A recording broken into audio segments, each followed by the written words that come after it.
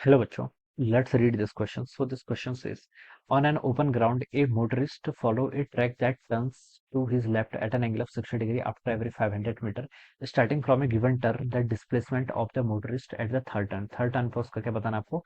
Displacement बताना है, ठीक है। तो चलिए बच्चों, इस क्वेश्चन का की कॉन्सेप्ट आप क्या लिख लीजिए। The key concept of this question, इस क्वेश्चन का की कॉन्सेप्ट ऑफ देखिए, आपको डिस्प्लेसमेंट बताना है। क्या बताना है आपको? डिस्प्लेसमेंट बताना है। So we can write down the key concept of this question is displacement, ठीक है। ये आपका क्या हो जाएगा? डिस्प्लेसमेंट हो जाएगा, ठीक है।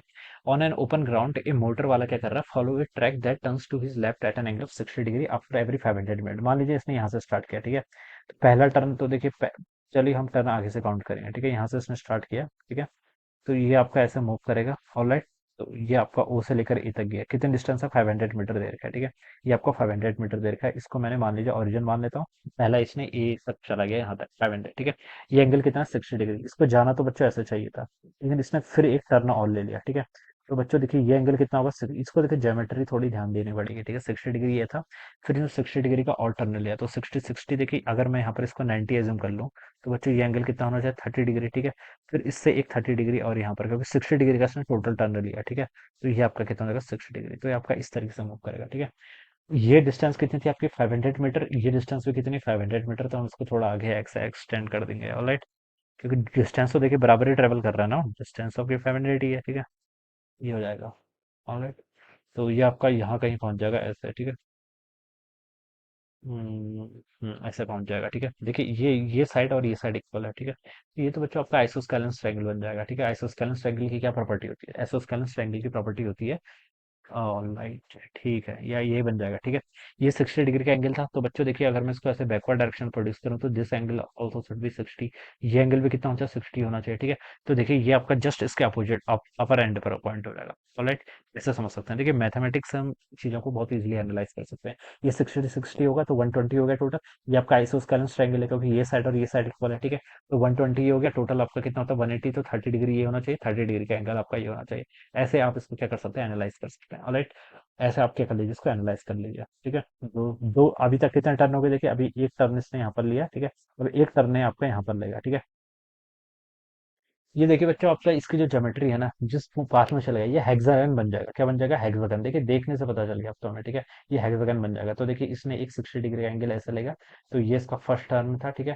तो ये इसका क्या था? आपका second turn. This is a second turn, ठीक है। और यहाँ पर एक, यहाँ पर होगा आपका, this is the third turn. यहाँ पर से आपका थर्ड टर्न लेगा, ठीक है।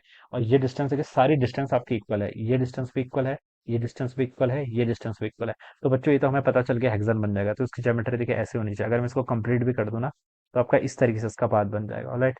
तो ये क्वेश्चन देखिए सिंपल क्वेश्चन है काफी, ठीक है। अगर हम इसको थोड़ा सा एनालाइज कर लेते हैं तो, ठीक है। ये सारी डिस्टेंस तो हमें यहाँ से यहाँ तक का डिस्टेंस बताना है। तो बच्चों देखिए, अब इसको कैसे कैलकुलेट कर लीजिए? कैलकुलेट कर लीजिए, ठीक है। ये आपका ओ ए है, ये आपका बी वेक्टर हो जाएगा, ठीक है। ये आपका सी वेक्टर हो जाएगा। This is D, this is E, ठीक है। हेक्सागन बन गया, इतना तो कंफर्म हो गया, ठीक है। अब बच्चों देखिए, अगर आपकी मैथमेटिक्स में, अगर आपको थोड़ा सा भी मतलब, देखिए मैथमेटिक्स से हम इसको आसानी से कैलकुलेट कर लेंगे, कुछ कैलकुलेट नहीं करना है। ये मान लीजिए इसका सेंटर है, मैंने इसको ओ प्राइम बोल दिया। तो ये क्या? हेक्सागन। हेक्सागन की देखिए प्रॉपर्टी होती है, क्या होती है? जो उसकी साइड लेंथ होती है, उतनी ही उसके डायगोनल की लेंथ होती है। ये भी डायगोनल होगा, ये भी डायगोनल होगा, ठीक है। डिस्प्लेसमेंट बच्चों क्या है? ओ से लेकर सी तक की डिस्टेंस ही तो डिस्प्लेसमेंट है, ठीक है। तो ये डिस्टेंस और ये डिस्टेंस क्या? इसके डायगोनल है। और साइड लेंथ किसके इक्वल होती है? डायगोनल के इक्वल, ठीक है। साइड लेंथ कितनी थी? 500 मीटर। तो बच्चों ये डिस्टेंस कितनी होगी? 500 मीटर। प्लस ये डिस्टेंस भी कितनी होगी? 500 मीटर। तो अब बिना सॉल्व करे ही बता देंगे कि 1 किलोमीटर के इक्वल, यानी कि सी ऑप्शन क्या हो जाएगा? इसका राइट आंसर हो जाएगा, ठीक है। ऐसे इसको आप डायरेक्ट यहाँ पर से क्या बता सकते हैं, ठीक है। अगर किसी को ये बात डाइजेस्ट नहीं हो रही है, फिर भी देखिए हम इसको ऐसे सॉल्व कर सकते हैं, ठीक है। ये डिस्टेंस तो देखिए अब आप इजीली बता देंगे, ठीक है। ये 500 है। ये आपका यहाँ से यहाँ तक की, देखिए मैं इसको यहाँ से यहाँ तक की डिस्टेंस कितनी, देखिए आपका 500 का cos 30, ठीक है। क्योंकि ये तो आपकी 500 है। और ये वाली डिस्टेंस कितनी? 500। तो ये भी 500 का cos 30, ठीक है। 500 cos 30 और 500 cos 30 कितना होगा आपका? 1000 का cos 30, ठीक है। तो इसको हम लिख सकते हैं 500√3 के इक्वल आ जाएगा। कितना आ जाएगा? 500√3। यहाँ से लेकर यहाँ तक की डिस्टेंस बच्चों आपके कितने आ गए? 500√3 आ गए, ठीक है। मैं यहाँ पर से ओ भी लिख लेता हूँ। ओ भी कितना हो जाएगा अपने यहाँ से? 500√3 के ऊपर, ठीक है। ये आ गया, ठीक है। अब आपको ओसी बताना है। तो देखिए ओसी वेक्टर, देखिए वेक्टर लगा लीजिए, मैथमेटिक्स लगा लीजिए, ज्योमेट्री लगा लीजिए, आपका हर तरीके से आंसर आएगा, ठीक है। ओसी वेक्टर को देखिए हम क्या लिख सकते हैं? ओबी प्लस यहाँ से बीसी वेक्टर लिख सकते हैं, ठीक है। ओबी वेक्टर की वैल्यू, अपनी वैल्यू कैलकुलेट करते हैं, कितनी आपकी? 500√3, ठीक है। ये दोनों वेक्टर देखिए क्या है? एक दूसरे के परपेंडिकुलर है। ये डिस्टेंस कितनी होगी आपकी? 500 के इक्वल होगी। कितनी आपकी? 500 के, ठीक है। तो अब देखिए दोनों वेक्टर्स का, ओसी वेक्टर का मैग्नीट्यूड किसके इक्वल होगा? ओबी का स्क्वायर प्लस ओसी का स्क्वायर, वो भी कितना आपका 500√3, इसका स्क्वायर करेंगे, ठीक है।